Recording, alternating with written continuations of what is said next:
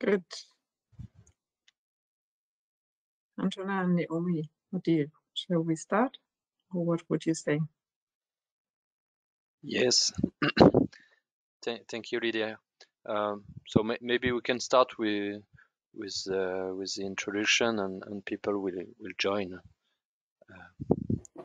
afterwards. So Odile and Lydia, I give you the floor. 97186. Thank you so much. So what's your major activity? Thank you. Oh, Can I please ask Yes. all participants to be muted when they are not speaking? Thanks a lot. So Just hold on. What the device? So, can you please can you mute all yourself? switch off your microphones? What's the device on your Jaika, I think, has it still open, and yeah, I don't know. One Yes, cannot I'm see asking who it is. because you said your claim has been approved. I'm saying on Can which you device? mute Antonia? No, I can't. Yeah, Antonia, maybe you can mute us all, and then I just Odile switches What her device microphone is back on. your system? Because I've got a lot of numbers.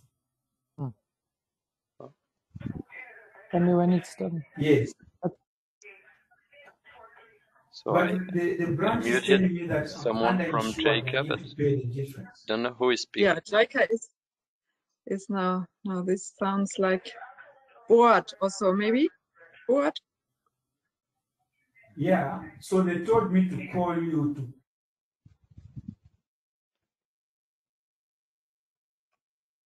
So Boad now is muted. So now, Okay. Odile and So now Lydia, it's- I guess you can start. Yes. Okay. Thank you. So good afternoon, everybody. I'm happy to welcome you at this third webinar session, or third training session of the IDFC. I am Odile Conchou, and I am one of the co-chairs with Lydia van Krozich from KfW, sorry. We are the co-chairs of this working group on biodiversity of IDFC. And as I said, that's the third session of our training series. The two first were dedicated to designing, explaining what is now the national and above all international context in terms of biodiversity after COP15, and to speak quite a lot of the topic of risk, impact, and dependencies linked to nature. Today, we will focus mainly on the financing of biodiversity positive projects and the existing and new financial mechanisms that are useful for all of us.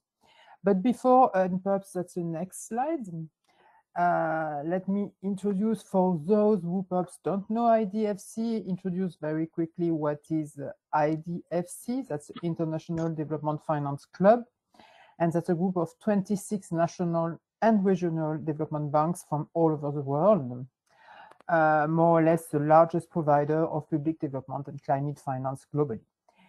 So we aim to, and we commit to implement the Sustainable Development Goals, the Paris Climate Agreement, and we have also a new commitment in terms of biodiversity that was launched at the COP15 last year in Montreal. So now I give the floor to Naomi, who will introduce this session, and we'll speak again at the end of the session. Thanks a lot. Thank you very much, Odile, and good day, everyone, and welcome also from my side.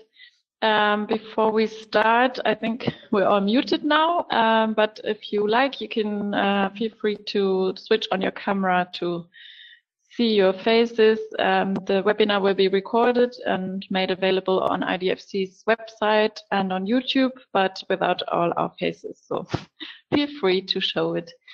So now let me introduce myself and today's speakers. My name is Naomi Lorenz, and I work as an independent expert on biodiversity, mostly for the German Financial and Technical Corporation, KfW and GLZ. And in my work, I mostly focus on all types of analyses and political advisory work regarding biodiversity conservation and climate change. And I've also compiled most of the information that can be found in IDFC's Toolbox and will facilitate today's webinar. Then we have Antonin Dersu, who works at the IDFC Secretariat and is notably in charge of the biodiversity and climate working groups. And he will accompany the Q&A sessions later on. So if you have any questions, please feel free to post them in the chat and we will see if we can answer them as we go along. Then we have Lydia von Krosig, Sector Economist for Biodiversity at KfW Development Bank, responsible for mainstreaming biodiversity into KfW's projects and operations and working with German ministries, international partners and KfW's operational departments. And before, she lived in Namibia for many years, working with KfW and the Namibian government on conservation projects. And she has experience working for several organizations, such as the European Commission, the FAO, WHO, and GIZ in many countries. Next up, we have Frank Bellon, who is Principal Portfolio Manager in the Equity and Funds Department at KfW Development Bank, where he's responsible for the portfolio in Latin America. And his former responsibilities at KfW include positions as country director in Bosnia-Herzegovina, Bolivia, and Turkey. And he holds a master's degree in economics and has more than 25 years of experience in development banking and project finance. And last but not least, we have Pauline Poutrin, who's an agronomist specialized in environmental engineering. And after working on the integration of environmental issues in land planning in France, she joined the Lima agency of AFD in 2017 to support urban development projects. And after that, she joined the AFD Climate and Nature Division, where she works on the mainstreaming of climate and biodiversity in projects in the agricultural sector, as well as on nature-based solutions. So thanks to all of you to join us. Antonin, if you could show the next slide, we will have a look at the agenda of our webinar. So as Oti mentioned, at the first webinar, we discussed why impacts, risks, and dependencies should be measured and managed. And at the second webinar, we focused on how to measure them and also looked at first aspects of how to manage risks and impacts by, for example, introducing a biodiversity strategy. And today we will shortly introduce steps 4 and 5 of the toolbox, which focus on other management aspects such as capacity development and risk management. But the main topic will be increasing biodiversity positive investments. And for this, Lydia will provide an overview of finance products or mechanisms that can be applied for this purpose. And then we will hear about 2 examples. Frank will present KfW's Eco-Business Fund as an example of a structured investment fund. And then Pauline will present some of AFD's nature-based solutions projects that are financed using loans. And as I said, in between, we will have time for short Q&A sessions. So again, feel free to post any questions in the chat. Next slide, please. So for those of you who did not participate in the first 2 webinars, I will quickly introduce the toolbox, which was developed in 2021 and is a collection of ideas, reports, tools, and approaches aiming to assist IDFC members and also other institutions in the integration of biodiversity. And at its heart, it suggests a stepwise approach how to go about this integration that you can see here on the right. It should not be seen as such a linear process as it is depicted here, but rather an iterative one that could also involve various feedback loops and that could also be rearranged in the order. And this time I will not present all the steps we already covered in the past webinars. If you're interested in those, please check out the recordings that are available online. But in general, we can say that steps 1 to 3 sort of set the stage where you stand with regards to the integration of biodiversity, and where you want to get to is part of also this stage setting. And when turning towards the how to get there, many institutions first need capacity development. So step 4, which is shown on the next slide, focuses on the capacity development aspects. Could you click the next slide, please? Yep. So of course, one option to develop capacities for integrating biodiversity into your institution would be to develop own training within your institution, but there's also a wealth of information out there that can be used. And here on this website, we have included some links to organizations that regularly organize webinars or trainings on relevant topics. When you get the slides later on, you can hover over the links and find over the logos, and you will find the links to these institutions. And there's lots more out there. These are just some examples. For example, the Cambridge Institute for Sustainable Leadership offers an 8-week course on sustainable finance, which is not free of charge, but they also have a YouTube channel with relevant videos, and many of the other organizations also have various resources online that can help you to build capacities within your institution. Next slide, please. And in the toolbox, we also covered 2 different training options. So besides more general training and information, there's one training specifically designed to apply the Global Biodiversity Score, which is a footprinting tool that we shortly introduced in the last webinar. And there are 2 commercial courses, one providing more of an overview, and the second one goes more into depth to really applying this footprinting tool. And then one other interesting resource is We Value Nature, which is a project that has come to an end by now, but their materials are still available free of charge, and they include slides and speaking notes on training modules that provide guidance on key approaches and tools, how to integrate natural capital in decision making. So these 2 could be of interest when aiming to increase the work on integrating biodiversity. Next slide, please. Step 5 of the toolbox looks at the management of risks and impacts, mostly in order to avoid biodiversity risks and impacts and aiming for no net loss. And one management tool probably most of you are already aware of is the mitigation hierarchy. One click more, please.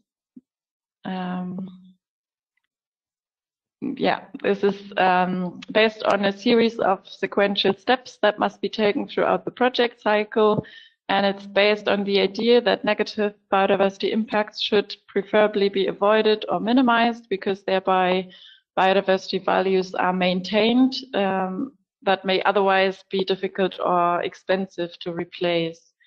And for impacts that cannot be avoided or minimized, the next step would be to restore areas, habitats, etc.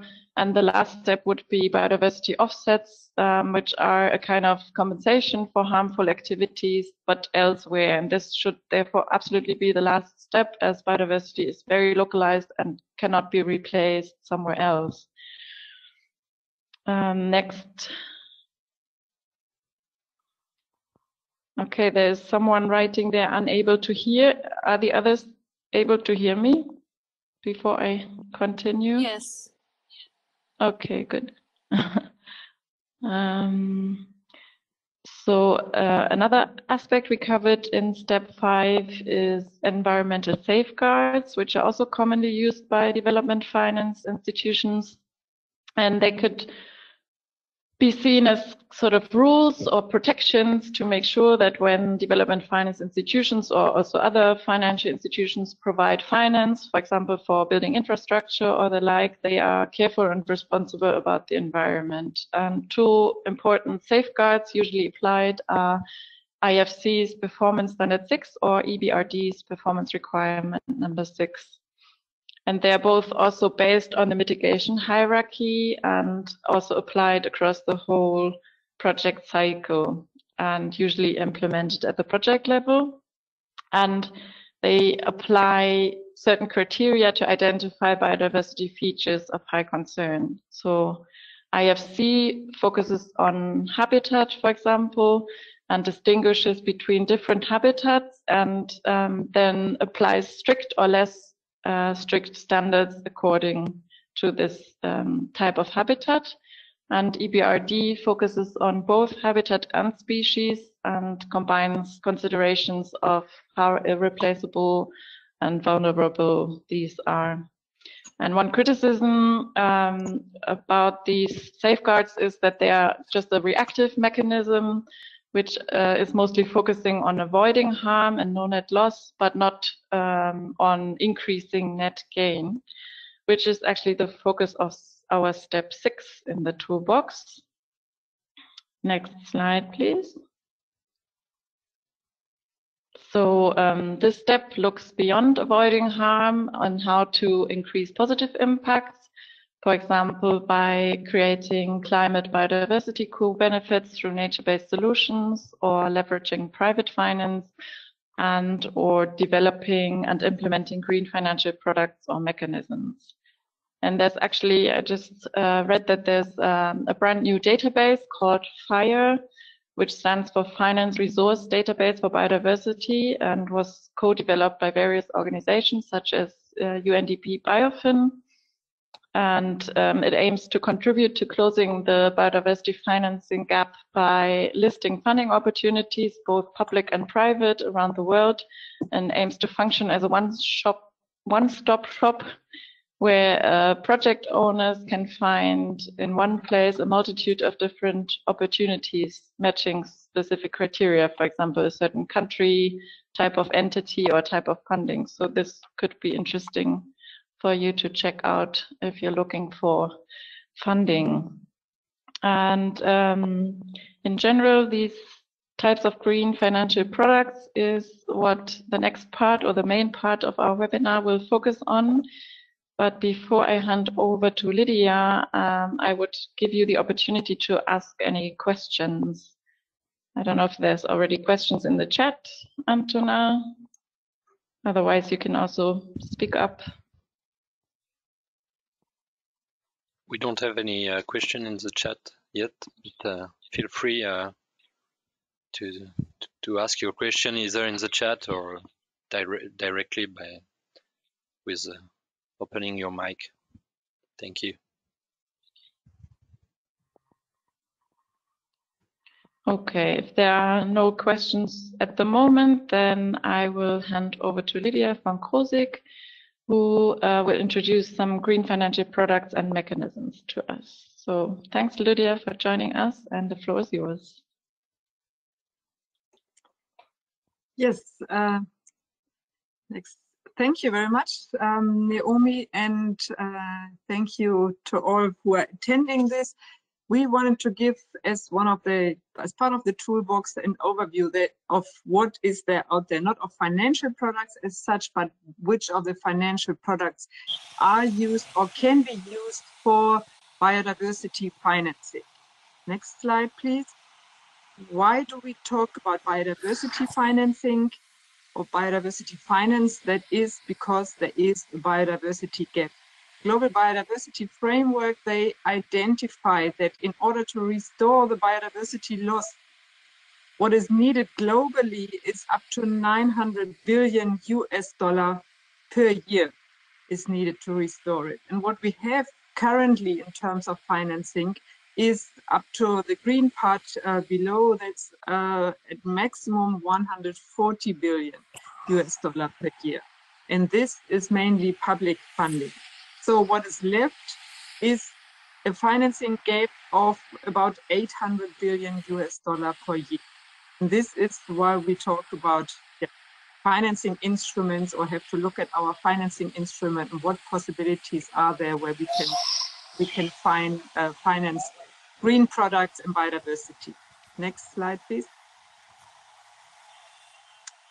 And I just wanted to give a short overview of how the biodiversity landscape looks like, because we want to look at sources, intermediaries, and implementers, not all on this session, but So sources are, as we said already, it's public finance, and that is mainly government budgets, and private finance, which will be corporate and household revenues and savings. Who are the intermediaries that are also on the public side? Would be ministries, public agencies, or development finance institutions, such as IDFC members, or private, or private commercial banks, institutional investors, asset managers, or philanthropic foundations. And on the other end, who is implementing those projects, those green finance projects? These are also on the public side, local and central governments, or protected area agencies, public utilities, and on the private side, conservation NGOs, but also private companies or households and communities. Next slide. And with that, we are coming to what are mechanisms, what are financing instruments. And here is, first of all, a list. Also the regulatory framework, that is the financing mechanism for green finance, but policy-based lending, otherwise debt for nature swaps, grants, debt and equity, conservation trust funds, green and blue bonds, investment funds, and biodiversity credits. And I want to touch at least a very little bit into all of them, just to get a broad overview, and then in some of them we dig a little bit deeper. Next slide. Yes, the regulatory, that is mainly something that is for governments, for public finance, and this would be policies or legal frameworks or guidelines that are set governing the financial activities in the country or in a region or even internationally. And they ensure that responsible and sustainable financing practices are done. And that would be, for example, at global level, the GBF, which we have now in Montreal just concluded the GBF financial targets. At EU level, there is, for example, the Green Deal. And at national level, it would be distribution of subsidies or environmental regulation or taxes as such. So these are all instruments. This, of course, can be mainly implemented by governments. Yes, next slide. Then another interesting instrument is policy-based financing or policy-based lending, which is financial support provided to countries, mainly to countries based for them implementing specific biodiversity-related policies or reforms. So thereby one is promoting the integration of biodiversity considerations into their national planning tools, and that therefore providing or promoting governance for sustainable development. This is quite an interesting tool, in which is fostering collaboration between financial institutions and governments. And it is, however, very important that those steps or this instrument is embedded very much into the partner countries' longer-term development strategy. Policy dialogue is an important element of this instrument, but also technical support, and large-scale loans are often involved here, which makes it, on the other hand, also a powerful instrument. And important also, this is often not only government funds, but it also mobilizes private funds. Yes, next slide. Debt for nature swaps, that is, again, this is purchasing a country's debt, an existing debt, and in exchange for the country's investment or activities in conservation, thereby reducing the country's debt burden in exchange for guaranteed finance for nature in that very country. Typically, that involves the creation of expansion of protected areas, And normally a multitude of actors are involved, the debtor countries, creditor countries or institutions, also organization, conservation organizations, international financing institutions, government agencies, private investors or donors, and local communities. So that is already a complex instrument, but with debt crisis in many countries increasing, that becomes more and more interesting instrument also in the finance biodiversity world. So we will see of that probably much more of it. And one that was recently concluded, that's by the Inter-American Development Bank, that's a debt for nature swap for long-term marine conservation in the Galapagos Islands with Ecuador. So the links are always provided in there, so later on you can also go to that links and there's more information. Next slide, please. Grants, I don't have to explain that. That is, but still it's important to be mentioned in conservation finance or biodiversity finance, because as you saw in the very beginning, public finance is still the most common and the most used instrument for biodiversity. And so thereby it will always played a big role and will also in future probably play a big role. But maybe we can think of using public funds and public grants in a smarter way to leverage also these private funds, these public funds. One interesting example, or it's just one out of many, I'm sure that each of your organizations has grants program in the biodiversity sector.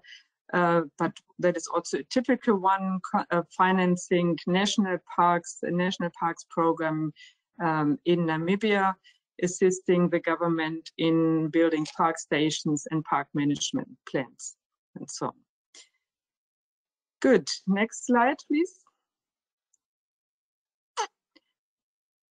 Debt equity, that is also a very common instrument that is used manifold.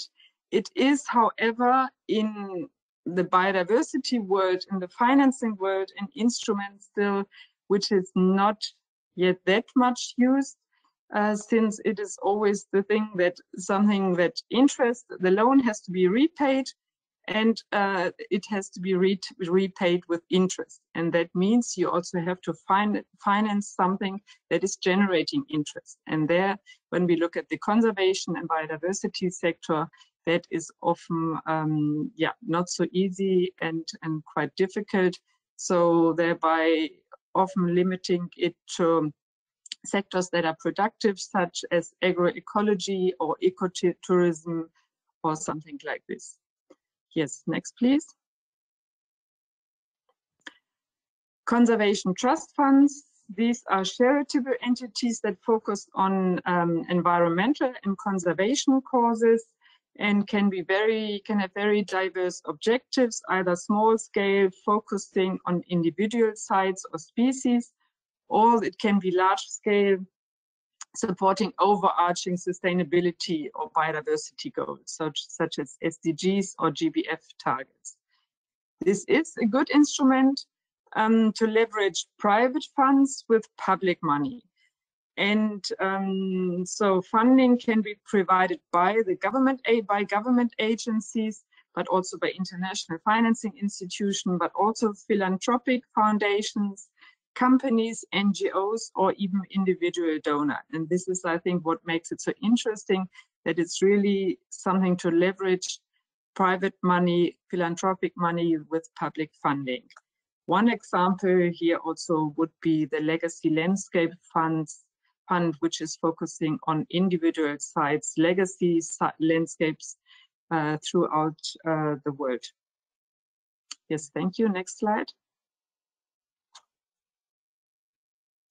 Green and blue bonds, you all have heard already about it. That is also green bonds finance green projects, as the name says, with positive environmental impacts, and they provide investors with regular or fixed income. for example, in the area of sustainable agriculture. Blue bonds are similar, and they focus on marine ecosystems. And the objective here is also to mobilize capital for projects that promote environmental sustainability. Specific aspects here, that is also that they can be issued by governments, by multinational banks or corporations. But here again, its issuing organization has to repay the bond and any interest that there is, making a bond, more or less like a loan. And therefore, the challenge is again that conservation activities have normally few or no returns, which is why green bonds, at least up to now, was mainly, when it's green, then it's mainly climate activities. There it's easier to create a return. Next slide, please. Investment funds. Here, I also don't want to say a lot because we are hearing a concrete example of an investment fund of the Eco Business Fund. So that's why it's maybe just to say it's pooling capital from various sources, and professionally managed fund with diverse portfolios of conservation projects. Next slide, please. And biodiversity credits, which is probably the newest kid on the block and maybe the most interesting, but at the same time the least developed. What is it? It is, well, also difficult to describe. It's a market-based, maybe the good explanation is a market-based approach valuing and trading credits linked to measurable biodiversity outcomes, and that it's earned by entities implementing conservation or restoration projects that enhance biodiversity. So the two sides of it. So the aim was to create a market-driven incentive for biodiversity conservation by attaching immeasurable economic value to positive environmental outcome.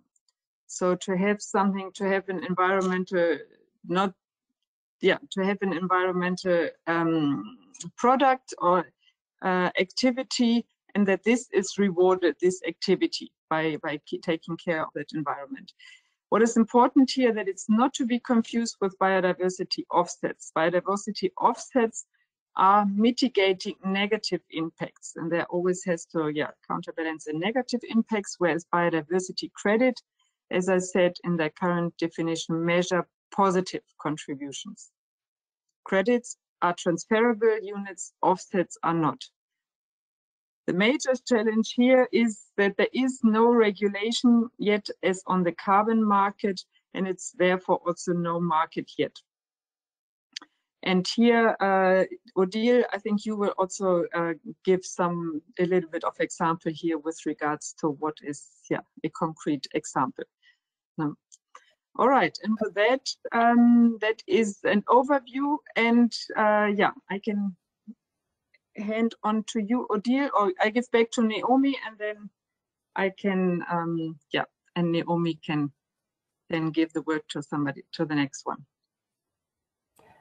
Yes, I just wanted to add some words on the biodiversity credits, perhaps not to give concrete examples because there are not so much, except perhaps Terrazos that you mentioned here on your slide, and which is a company that has developed biodiversity credits in South America, in Colombia, and also Habitat Banks, and they are selling some biodiversity credit. But from what I know, that's the only organization which is now developing these credits.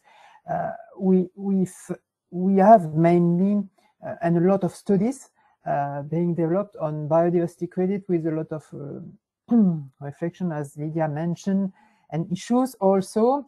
There has been an international study led by the GEF, the Global Environment Fund, with a lot of actors and partners, and it was launched in June 23 at the New Global Financial Pact Summit in Paris, and there was created and launched or established an international advisory panel on biodiversity credits, which is co-chaired by France and UK, And the main objective of this international panel, which just began its work in this last summer, is to develop a global roadmap before the COP16, the COP biodiversity, on harnessing biodiversity credit for people and nature, and to see how a market can be developed. So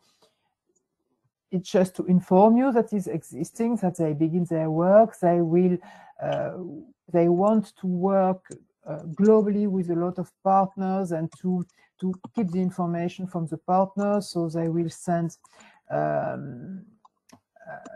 inquiries at the COP28 and in developed events. You can go on their website. We will mention the name of the website, the link in the chat.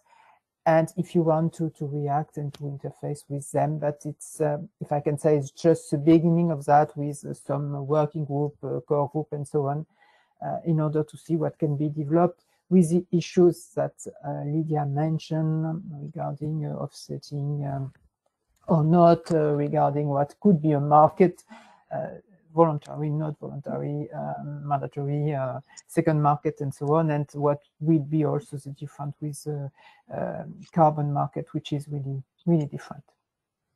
That's it for that. Okay, thank you very much for this overview and also this addition by you, Odile.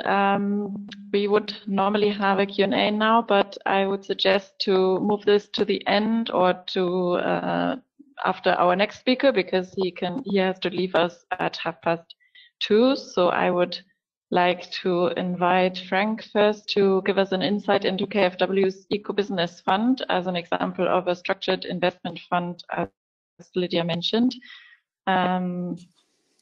Yeah, Frank, can you hear us? Yes, I can hear you. Can you hear me? Okay, thanks. But yes, so, we can hear you. Thanks for joining us. And can you go see ahead. me as well? Okay. Yes, very, very small, but we can see you. Okay, yeah. Sorry, but I'm in with the phone because unfortunately on KfW equipment it's not working. But okay. Yeah, thank you very much, and hello everybody. Yes, my name is Frank Bellon, and I'm in KfW Development Bank's Department for Equity Participations and Funds, where I'm responsible for the Latin American portfolio. And one of these funds also is the Eco-Business Fund, which I will present to you now. And of course, you heard already that funds are one of the instruments. An advantage of a fund is, of course, you can mobilize a lot of funding. It's scalable. It can leverage also private capital. And that was also the reason why KfW established these funds in 2014. It's a structured fund in Luxembourg. We did this together with Conservation International and Finance in Motion, a German impact investment manager. And of course, the reason was to promote the protection of biodiversity and natural resources. And of course, at that time of the 2014, this was really something new, and it was the first regional fund in Latin America who was covering this area. The fund is financing sustainably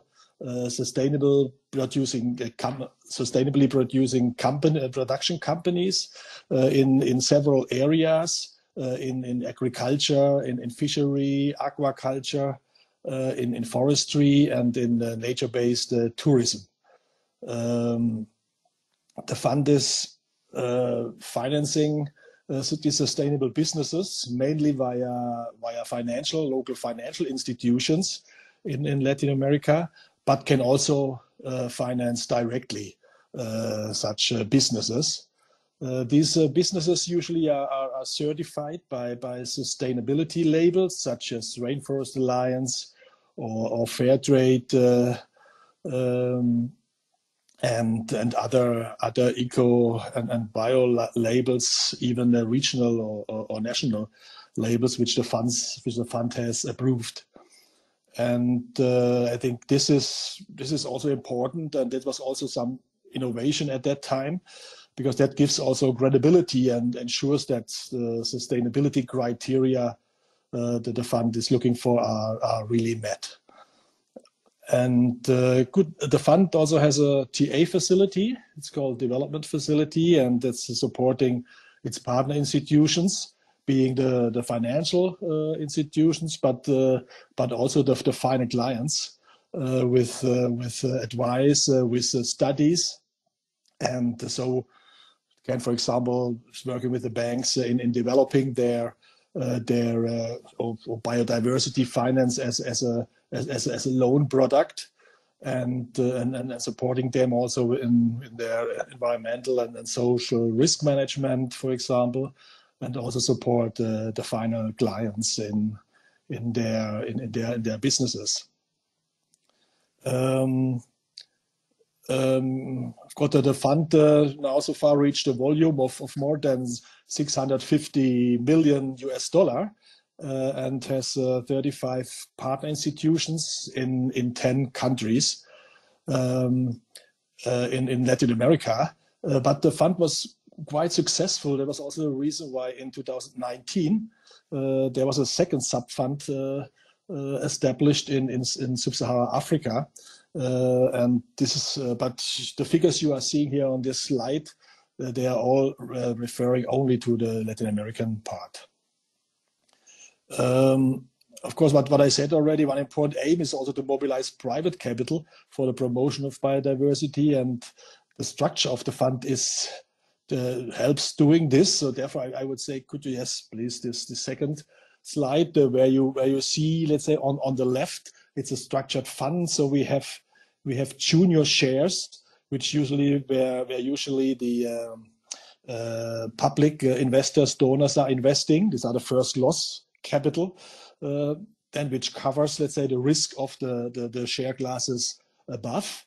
Which in that case, these are the next one are the senior shares, which usually is supported with or is funded by DFIs or development banks. But then the fund can also issue notes, and where the private sector, private capital is invested in, and that's then the third layer here in this picture. And with this structure, as I said, you can leverage private capital, which currently is 45% of the capital of the fund. I mean, we are invested as KfW with 139 million from BMZ, from our Ministry for Economic Cooperation and Development. We are there as a trustee, investing with their fund, with their money in this first loss. Also with money from the European Union, 13 million, also as a trustee via KfW, and we have also own funds, KfW, where KfW is investing in the senior shares in this second layer of this structure. Yeah, there are other investors as well. Some of the other DFIs are the Austrian Development Bank, FMO, the Inter-American Development Bank, and others. And as I said, a lot of private investors as well. Maybe we can go back now exactly to the first slide. The fund, as you can see, was very successful also in creating development impact. Since its inception, the fund enabled about 35,000 loans for sustainability producing companies with a total volume of $3.4 billion. And of course, it has only 650 million volume currently, but this huge leverage is possible due to its revolving mechanism. Since of course there are different the capital, there are different lifetime, different maturities of funding between the fund, the capital of the fund, the maturity of the capital of the fund, and let's say the loans the fund is giving to the partner institutions, and then the financial institutions are giving them or extending to the final clients there. And also, currently more than 430,000 hectares of land were protected from deforestation with these investments, let's say, of the businesses.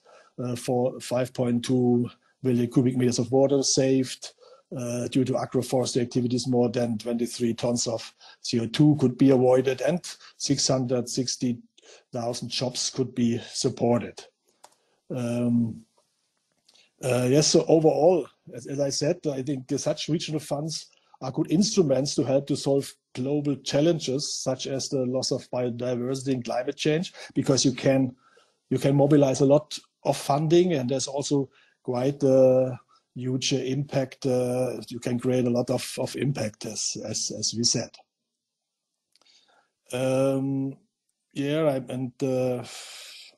Maybe finally, I think to close here, the fund is growing further and is also looking currently for additional capital, including DFI. So if some of you have appetite to invest in the Eco Business Fund, please let me know.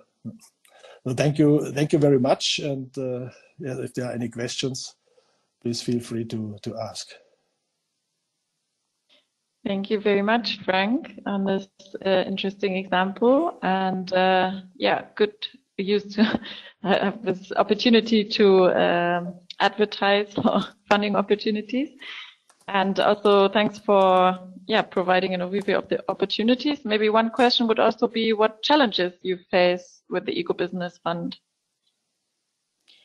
At the first hand, I think when the fund started, what the challenge, of course, it's a new product. Let's say this sustainable companies certified by these sustainability labels, and for the banks especially, they said at the beginning, no, that we don't have portfolio in this area. We don't have something. So I think we were looking at the time, and they already had a lot of companies, agricultural companies, others which were interested in this, or even were certified already, and so we could also convince banks over time, and that was also a reason why now the fund is quite known in the area, and could grow a lot during the last years. That's one issue. Of course, there was a challenge we could overcome. I think, of course, still always it's a balance of such an impact investment fund between creating impact and at the end, other than the conservation trust funds which were presented, which is grant money here in that impact investment funds, they have to generate money and for the investors, and even if these are partly concessional investors, but still it has to have if it has to create money at the end, and therefore it's always a balance. So to keep, let's say, the ambition high for impact in the to protect and promote, let's say, biodiversity, and but that's, I think, with the structure we have say a good governance structure also, where there is a board which also nominations of members which really are pushing an ambitious agenda forward. Thank you. Are there any questions from the audience to Frank before he has to leave us?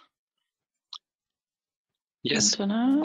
Yes, we have one from Claudia from Bangladesh in Colombia, asking to Frank, would it be possible for second-tier institutions to access the fund to develop credits? If so, what are the steps, requirements to access?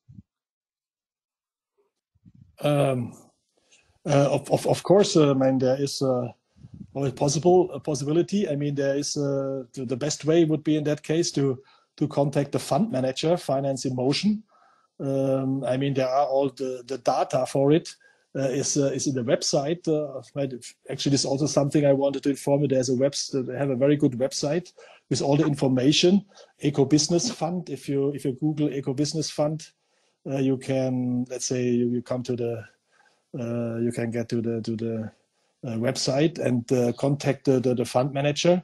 Or let's say you can also contact me. I will forward it then to the fund and any requests and possibilities when you are interested.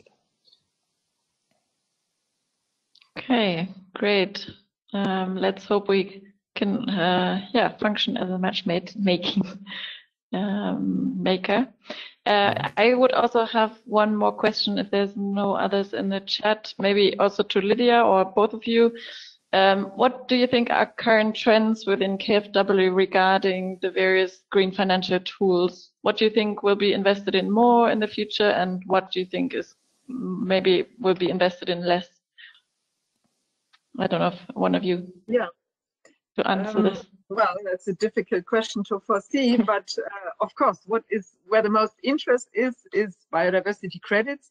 But at the same time, there is the most unclarity. So it's just basically this is a little bit in the more distant future, or not, at least not in the immediate future. There is a lot of interest.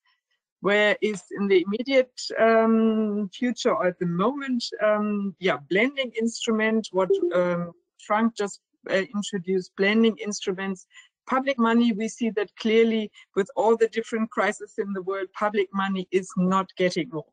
On the contrary, rather it gets less. So we are getting the signals from our ministry, from our government, but also from the market. What kind of instruments do you have that are blending both, and that are vehicle to leverage public funds or leverage public funds with private money? And this, I think, will be, whenever there are good examples, we see that is something that is very interesting. What we also probably will see more is debt for nature swaps, because internationally the debt burden is rising. So the governments, they are internationally they are they have to do something about it, and so the interest is rising, and that is also an instrument which is where private sector or private banks together with public banks or with governments can do something. I see that also. I think there's a lot of interest here on KfW side, and policy-based lending as well. So I would say almost every instrument is really wherever you can. There is in general an interest in raising biodiversity funding from the market sector and from. So I have to say goodbye. I have to leave. Yes, thank you. But I will put maybe in the chat. I can put the link to the website of the fund. So if somebody's interested to get more information or the contact details, please have a look there. So thank you very much for your interest. Yes, thank you. All the best. Bye bye. Have a good afternoon. Bye. Bye bye. Thank you. Goodbye. With this, I would also suggest to move to our next speaker, and this is Pauline Poutrin from AFD. And I read that regarding AFD, loans are actually the main financing tool, which can be provided to states, but also local authorities, companies, and NGOs, and can be used to finance various things, for example, also nature-based solutions projects. And this will now be presented by Pauline. So thanks, Pauline, for joining us, and you have the word. Yes, thank you, Naomi, and hello to everyone. Can you hear me well? Yes. Okay, thank you. As mentioned, I will share AFD perspective regarding financing in NBS through loans specifically. So next slide, please. So first, what are we talking about? Just as a reminder, nature-based solution is a concept developed by IUCN, the International Union for Conservation of Nature, and NBS are action to protect, manage, and restore natural or modified ecosystems in order to address societal challenges such as climate mitigation or adaptation or water security, for example. And they provide simultaneously human well-being and biodiversity benefits. And now NBS is a widely recognized concept. They have been promoted in the Kunming Memorial Global Biodiversity Framework, and The United Nations also adopted a definition, which is very similar to IUCN 1. And IUCN also developed a standard with AFD financial contribution. It's based on 8 criteria and associated indicators. So now with this standard, there are clear parameters defining NBS and a common framework to build high quality NBS projects. Next slide, please. Regarding the financing gap, so it was mentioned before, if we focus on NBS, we can say that the current public and private financial flows to NBS are estimated to be 154 billion US dollar per year. And the public funds make up 83% of the total, so it is mainly financed by public funds. And this investment will have to triple by 2030 in order to tackle successfully the climate and biodiversity crisis. Next slide, please. But despite the cost effectiveness of some NBS, there are still some obstacles remaining to scale up these techniques. Such as, for example, conflicting incentives and regulations. Also, negative perceptions, because NBS are still seen as sometimes less efficient than grey infrastructures. There is a lack of knowledge and skills around NBS, and they can be seen as riskier by the government or the local authorities. Because for engineered solutions or for grey solution, we can have relative certainty about the type and the time scale of benefits. But for NBS, there are more flexible long-term solutions with benefits that might not be reaped when the costs are felt, and so we can not have the benefits within the standard political or electoral cycles. But despite these obstacles, it's very important for public development banks to help to pass these barriers and to help scaling up NBS. So saying that, what is the AFD perspective on NBS? Next slide, please.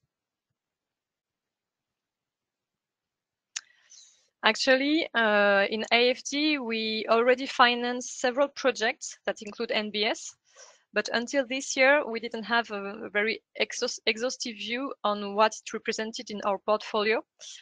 So this year, we have conducted a review of NBS projects in our portfolio, the portfolio 2022, in order to understand how NBS contribute to our biodiversity and climate objectives, and what kind of financial instruments we used.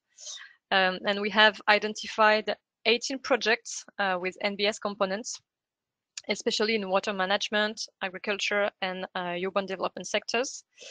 And among these projects, about 1/3, 6 projects, were financed through loans, and the rest through grants. Next slide, please. And so as a result of this review, AFD recognizes that NBS are an important lever to mainstream biodiversity and tackle simultaneously the climate and biodiversity crisis. And we aim at promoting scaling up NBS in our operation. Regarding the type of business models for NBS, here, this is a table that is coming from the toolbox document with the different types of business model that exists. And well, as I said, in AFD, we use loans and grants to finance NBS. And I pointed in this table the types of business models that are commonly used in projects supported by AFD. So in this project, it can generate revenue through the sales of commodities, such as wood, for example. It can generate revenue through payment for ecosystem services or other type of services, such as ecotourism. And as mentioned before, we are also exploring the opportunity to mobilize carbon finance, not only biodiversity certificate, but also carbon finance through high quality carbon credits with biodiversity co-benefits. But that is still quite early stage, and we are thinking in developing some pilot projects in carbon finance. And in most of the projects we finance, the objective is for NBS to generate cost savings, for example, by reducing the costs of storm damage by investing in natural systems that protect coastlines such as mangroves. So now I would like to present some examples of NBS supported by AFD and the financial instruments that were used. I focused on projects financed partially or entirely through loans. So the first project is one project in Madagascar. The objective of this project is to promote sustainable farming practices in a territory with a rich biodiversity, but that is under pressure, and also to restore forest landscapes and sources perimeters in order to adapt to climate change and to reduce food insecurity. So this project is financed through a concessional sovereign loan of 20 million euros, and it is mixed with a grant delegated by the European Union to AFD. And in this project, we have on one side the implementation of profitable and market-oriented activities through agriculture carried out by small farmers or by agricultural organizations. And on the other hand, we have activities related to nature conservation, social cohesion, and public services. So it strongly justifies the use of a mix of concessional loan and grant from delegated funds. And one of the objectives of the project is to increase the income of producers, but also of municipalities, and this should guarantee the sustainability of the investment supported by the project. Next slide, please. So this is another project financed through a loan. It's a project in Brazil, and the objective was to finance the green and resilient regeneration of the city of Porto Alegre, specifically the urban center. And into this project, we had activities around urban development, but also activities NBS in urban sector to help reduce flood risk. So, for example, the drainage solutions based on rain gardens, creation of green spaces, and this project was financed by AFD loan to the Porto Alegre municipality, and around 10 million euros was estimated to go to activities that favored biodiversity and to NBS. It was a co-financing with the World Bank. And next slide, please. And the last project is a project in China. The Lake Shi project. Here, the objective of the project was the restoration of the aquatic environment and the functionality of the hydrographic network around Lake Shi. And this ecological restoration was the first stage of investment to obtain the necessary conditions for the future development of an eco-district that was planned in accordance with the master plan previously studied.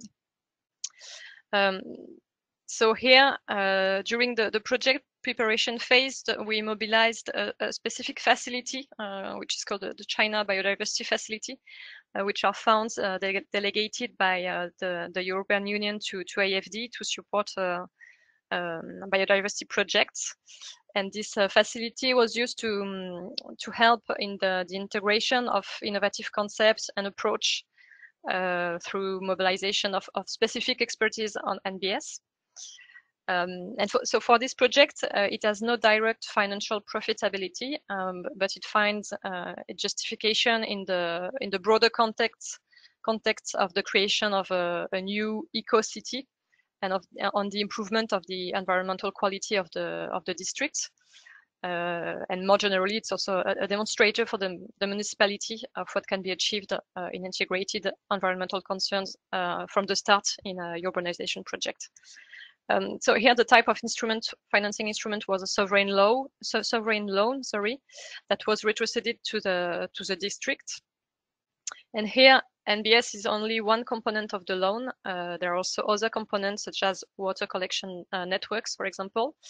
And the ecological restoration component is around 25% of the budget. And a part of the project is also directly financed by the municipality. So based on these examples, I can share 3 considerations about NBS, about financing NBS in AFD. The first one, as you can see, we use classic instruments such as sovereign loan to finance NBS projects. For example, with this Lake Ship project, but also in the projects in Porto Alegre.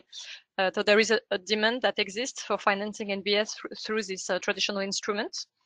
But in most cases, we finance projects with different components, and NBS is just one of the components of the project among others. So usually there is a mix of green and gray infrastructures. Secondly, we often use a mix of loan and grant to finance NBS projects. We try to get some delegated fund from European Union, but also from other international funds such as the GCF, the Green Climate Fund. And the grant part is usually help to design or to finance the NBS component.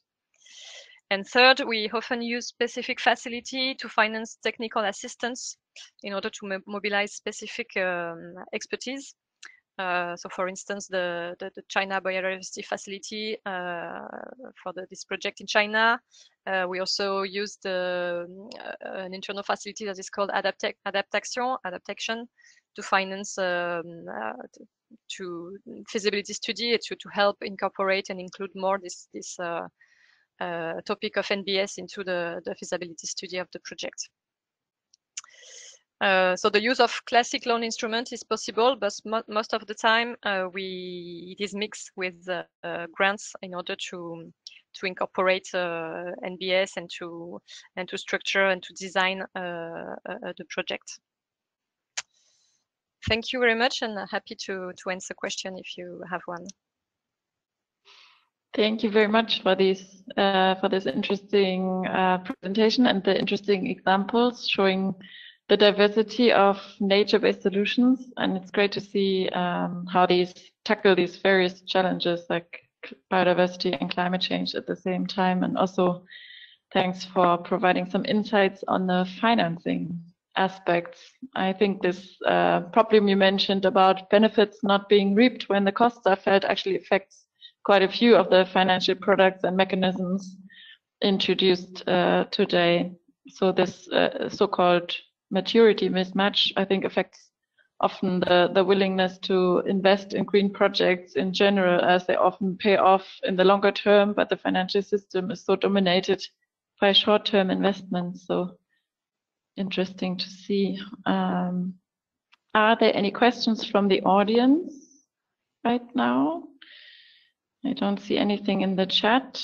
So maybe I would have one question to you or Odile, also about the financing side of things. So you mentioned the sovereign loans quite often. Can you expand a bit on this? Who is applicable for such a sovereign loan, and what are requirements to receive them?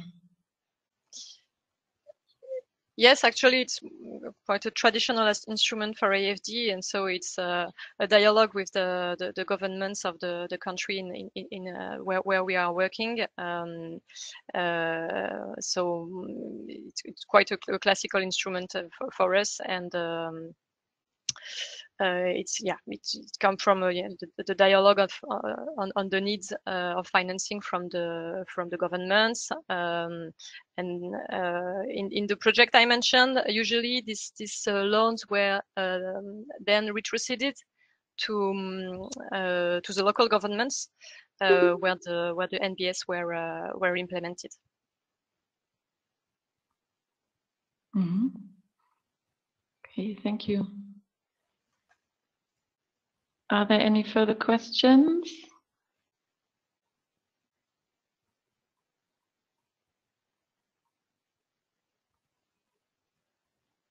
If not, I would like to thank all our speakers in the audience for your participation.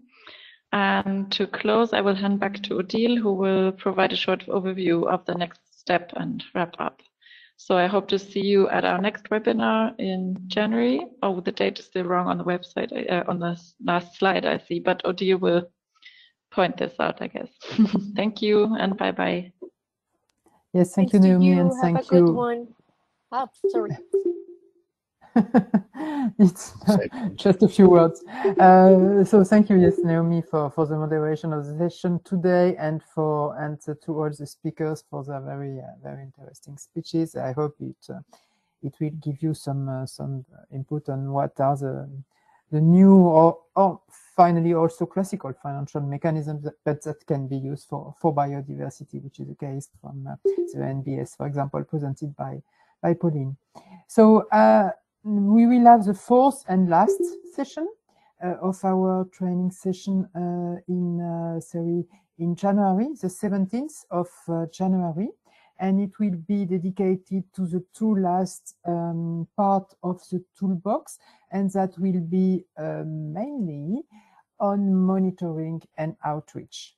So, which is the last part, being able to say to any government, any regulator, anyone who wants any information, what we all or you are doing in terms of biodiversity, either risk, impact, dependencies, and also opportunities and amount of financing. So these two things will be, or these two issues will be treated next time with, I can tell you, very interesting speakers. So I hope to see you next year for this last session, and in between I wish you a very good end of the day, and perhaps also a Merry Christmas, even if it's in 1 month, but we won't see us before. Bye-bye, everyone. Bye-bye. Goodbye. Bye-bye, everyone. Thank you, everyone. Bye-bye. Bye. Bye. Bye. Bye.